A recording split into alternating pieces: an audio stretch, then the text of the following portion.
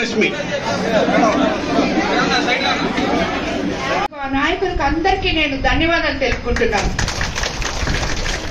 అలాగే యంత్రాంగం కూడా, మనకి ప్రభుత్వ యంత్రాంగం కూడా అదే విధంగా ఎప్పుడైతే నాయకులు ఇంట్రెస్ట్ చూపిస్తారో ఆ యంత్రాంగం కూడా వచ్చి పనిచేయడానికి రెడీగా ఉండి ఇద్దరు కలిపి సమన్వయపరుచుకొని ఈ మోందా తుఫాను నష్టాన్ని నివారించగలిగాం మనం. కాబట్టి ఎవరు ఎన్ని మాట్లాడినా, ఎవరు ఏం చెప్పినా, రాజకీయం అంటే విమర్శలే అనుకునే వాళ్ళకి బుద్ధి చెప్పే విధంగా ఈ కోవూరు ప్రజానీకం ఆల్రెడీ చూపించున్నారు. కానీ ఇప్పుడు మళ్ళీ కూడా చెప్తున్నాను, నేను రాజకీయం అంటే ప్రజల మన్ననలు పొందడం, వాళ్ళ బాగోగులు కోరడం, వాళ్ళకి ఎక్కడ కష్టం ఉంటే అక్కడ ఉండడం. అదే నేను నాయకులకు చెప్తున్నాను, అదే మాకు సీఎం చంద్రబాబు నాయుడు గారు చెప్తున్నారు, మేము అదే చేస్తున్నాం. మన ఎంపీ వేమిరెడ్డి ప్రభాకర్ రెడ్డి గారు కూడా ఇదే మాట చెప్తారు. ఎక్కడ ఎవరికి ఇబ్బంది వచ్చినా చూసుకోమని చెప్తారు. అదే మాదిరి మనం అందరం కూడా చూసుకుంటున్నాం. కాబట్టి రాబోయే రోజుల్లో మీకు ఆల్రెడీ 75 లక్షలతో ఒక క్లస్టర్ చేనేత కార్మికులకి ఇక్కడ ఏర్పాటు చేయడం జరిగింది.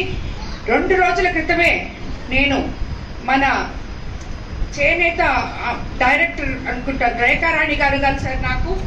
ఆమె కమిషనరు, ఆమె చెప్పారు, అమ్మ నేను మీ గుమ్మళ్ళ దిబ్బకు వస్తాను, మీ పాటూరుకు వస్తాను, అక్కడ ఒక పెద్ద క్లస్టర్ ఏర్పాటు చేస్తాను, చేనేత నాయకుల్ని కొంతమందిని పిలిచి వాళ్ళకి ఏం కావాలో మాట్లాడి వాళ్ళకి నేను ఏం చేయగలనో ఏర్పాటు చేయించే విధంగా మీకు చేయండి అని చెప్పారు. నేను కూడా దానికి సరే అని చెప్పాను. మంగళగిరి తర్వాత చేనేత కార్మికులకి మన కోవూరులోనే పెద్దపీట వేసే విధంగా చేనేత కార్మికులకి నేను అండగా ఉంటానని చెప్పి మీకు అందరికీ చెప్తున్నాను. మీకు ఎటువంటి ఇబ్బంది ఉన్నా, ఎటువంటి అవసరం ఉన్నా తప్పకుండా నా దగ్గరకు వచ్చి చెప్పొచ్చు. మీకు నాకు మధ్యలో ఇంకొకరు లేరు. మీరు డైరెక్ట్ గా నా దగ్గరకు వచ్చి ఏం కావాలన్నా చెప్పొచ్చని ప్రతి ఒక్కరికి కోవూరు కాన్స్టిట్యున్సీ లో ఉన్న ప్రజలకు అందరికీ చెప్తున్నాను. మన ప్రభుత్వంలో ఇప్పుడు శుక్రవారం గ్రీవెన్స్ డే అని పెట్టారు.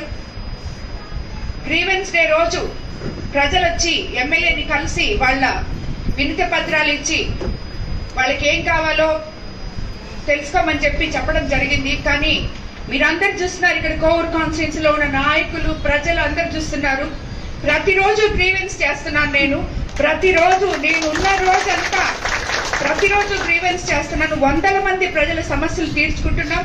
కానీ మన పార్టీ ఆదేశించింది కాబట్టి ఇంక నుంచి నేను శుక్రవారం ఉంటే శుక్రవారం, లేదంటే శనివారం తప్పకుండా గ్రీవెన్స్ డే ప్రతి మండలంలో వారంలో ఒక రోజు ఒక మండలంలో తప్పకుండా పెడతామని చెప్పి, అలాగే క్యాడర్ మీటింగులు కూడా రాబోయే రోజుల్లో మనం ఏర్పాటు చేసుకుంటాం.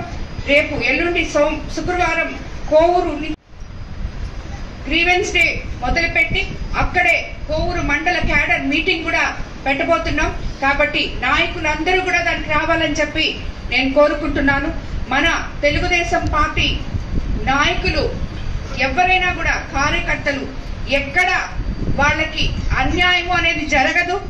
మీరందరూ కలిసి కట్టుగా మీరు ఎంత సపోర్ట్ గా ఈ మోందా తుఫాన్ని ఎదుర్కొని నాకు అండగా నిలిచారో అదే విధంగా నేను కూడా మీకు అండగా నిలుస్తానని చెప్పి మీకు అందరికీ మాటిస్తున్నాను.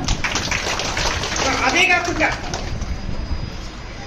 కాకుండా ఈరోజు ఈ గుమ్మళ్ళ దిబ్బలో ఈ చేనేత కార్మికులను అందరినీ కలుసుకోవడం ఎంతో సంతోషంగా ఉంది.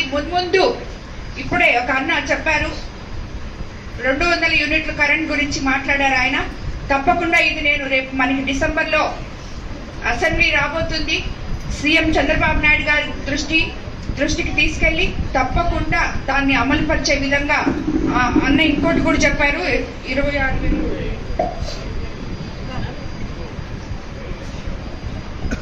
ఆయన అడిగిన ఆ 200 యూనిట్లు జీవో కూడా వచ్చింది. గైడ్ లైన్స్ రావాలి, అవి కూడా తొందరగా వచ్చేటట్టు మనం ప్రభుత్వంతో మాట్లాడుకొని తప్పకుండా ఏర్పాటు చేసుకుంటామని చెప్పి మీకు అందరికీ, చేనేత కార్మికులకి మరోసారి మాటిస్తూ అందరికీ ధన్యవాదాలు తెలుపుతున్నాను.